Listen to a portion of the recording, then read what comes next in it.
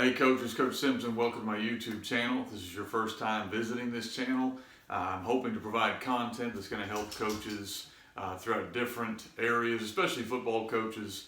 So feel free to scroll through this channel. You'll see all kinds of different videos and materials with a kind of a different theme. This week's theme, I'm going to do several shorter videos that kind of go through is practice organization. It's something I've hit on a lot on this channel, and I've hit on a lot in my other materials, because as we're in the off season now, or a lot of us are, if you're a high school coach, probably looking at how do we build a better practice. And that's something I really wanted to go a little bit more in depth with as I try to improve our practices, and then maybe some of this stuff can help you as you try to improve your practices. So there are a couple major areas I want to go through on this, and feel free to comment or leave a question in this video, or you can email me fbcoachsimpson@gmail.com, or you can go over to my website, and I've got some templates up there that may be able to kind of guide and give some at least maybe ideas of ways to structure your practice. The first thing we're going to talk about in this video is drills, how to structure drills that are effective drills. Anybody can run drills that you watch on YouTube or on another medium, but how are you running those effectively? What are the things you need to think about? Then go structure. We're going to talk about how to structure a practice from the beginning of practice to the end, and then from the beginning of the season towards the end. How does that need to look to be effective?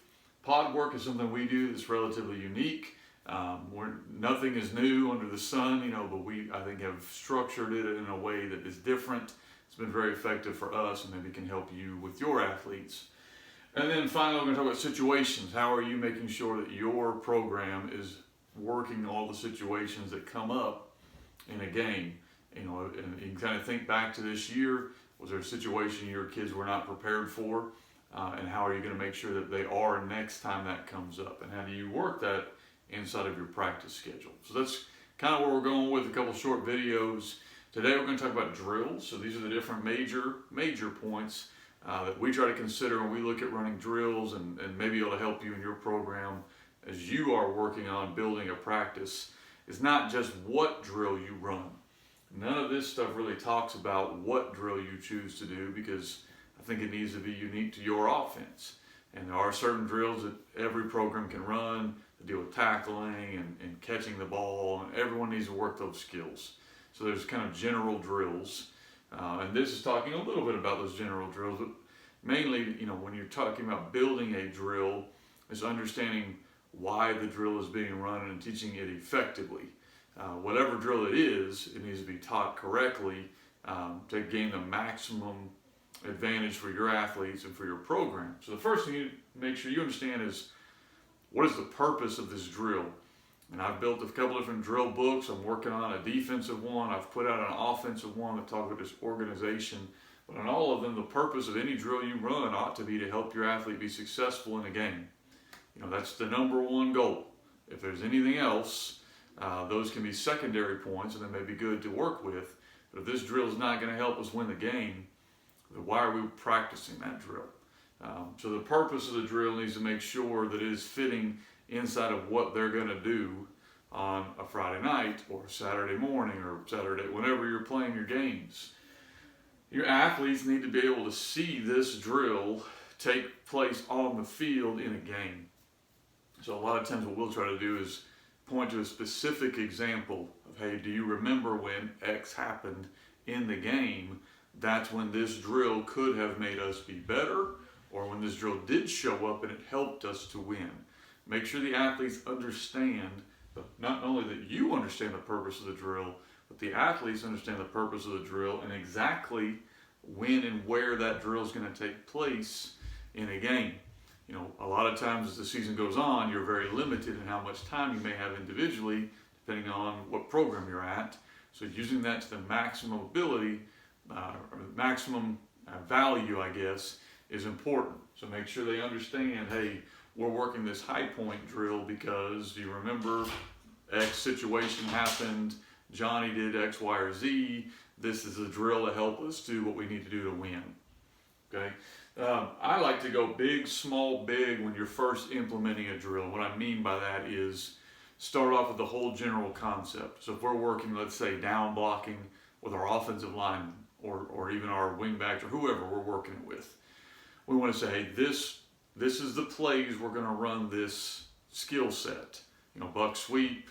Okay, we're going to run this on counter. We're going to run this on, and talk about all the different things you're going to use it for. The big, show the big picture of how we're going to run this drill and how it's going to help us be effective in the big picture. Then go small and actually run the drill. So, okay, we've explained, here's when you're going to use this skill. Now we're going to go small and teach really hard the details of it. That's when we might be talking about taking that 6-inch step and our stances here and all those minute details that make you great at what you do. But you're not going to really see the value in that unless you understand the big first. So big picture, how's this going to help us win? How we're going to use it on the field, small details, then work back towards big. So start big, small details. The drill should show up again as you go to maybe team practice or group practice or whatever. So that's the way a lot of times you'll create buy-in from your athletes, and you'll make sure the drill's being effective. Nothing worse than running a drill, asking a kid why we run that drill, and they have a blank look on their face because they don't know. So if you start big, then you show the details, and then you show, then you actually perform the skill, you'll see much more effectiveness in your practice schedule. This one's kind of new to me because I was a younger coach and I didn't like seeing guys stand around a lot. And a lot of times if you're at a smaller school where maybe you only have, 8 or 9 or 10 linemen, I wanted to constantly be going. If I'm out here, I want to be constant. We got 5 minutes. We need to be going constant. And while that is, you do want to maximize your time, we started to get those what I call mindless reps or half speed reps or 3/4 speed reps. I was actually fortunate to bring on Tony Holler, big Feed the Cats guy, that kind of changed my mindset a lot on drills. Well, yes, I do think you have to have a lot of quantity. You have to perform skills over and over and over to become effective at them. However, I don't really want you performing certain skills at half speed or 1/4 speed. So there are certain drills we want to do. Specifically, I'm thinking receivers or thinking linemen, maybe on pull kick or pull wrap or whatever it's going to be, where we want that drill to be performed at top speed. We want that drill to, once you run a full speed route, well, if we're going to do that, we need to be careful about how much quantity we have, how many we're doing, because if we're asking a kid to do something that is almost biologically impossible, like we're going to run 10 go routes in a 5-minute period, well, you're probably never going to do that in a game. That's not really possible to go 100%. So what ends up happening is the quality of your reps start to drop. You got a lot of quantity, you got a whole lot of reps, but were those kids going full speed? Were you getting a game speed type rep, or were you getting a kid just getting through the drill? So really think about the drills and the way you structure your practice, and we'll get to that a little bit when we talk about structure on the next one. But think about, are you structuring high intensity where you're asking your kids to go all out and then giving them maybe a little bit of downtime as far as the physical demands? Again, that's maybe where you go big, small, big. Another example where you could do that. High intensity, then maybe a talk through period, then another high intensity period, and building in breaks so that your quality is where you want it to be. Teaching, I'm just thinking if you go to basketball, you teach crossover drills, it's fine. That probably doesn't take a lot of intensity. But if I want you performing a full speed move, we need to probably build in some time there where you can go full speed knowing, go as hard as you can right here because you have a break coming up.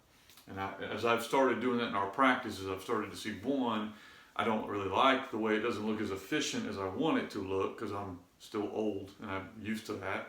But I have also seen that the quality, when our kids know you're only going to do this 3 times, 4 times, and 5 times in 5 minutes, whatever it is, you're going to get a much better quality rep.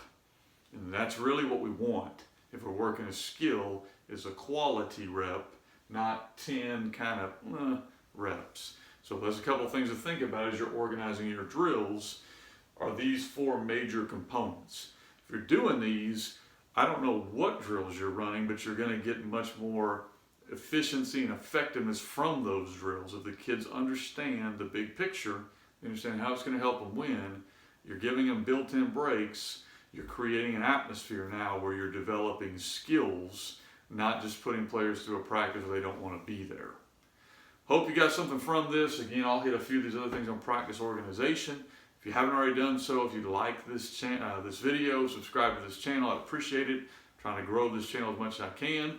If you want to actually see some practice templates or get a practice organization book, I've got it all over there at fbcoachsimpson.com. Thanks for your time.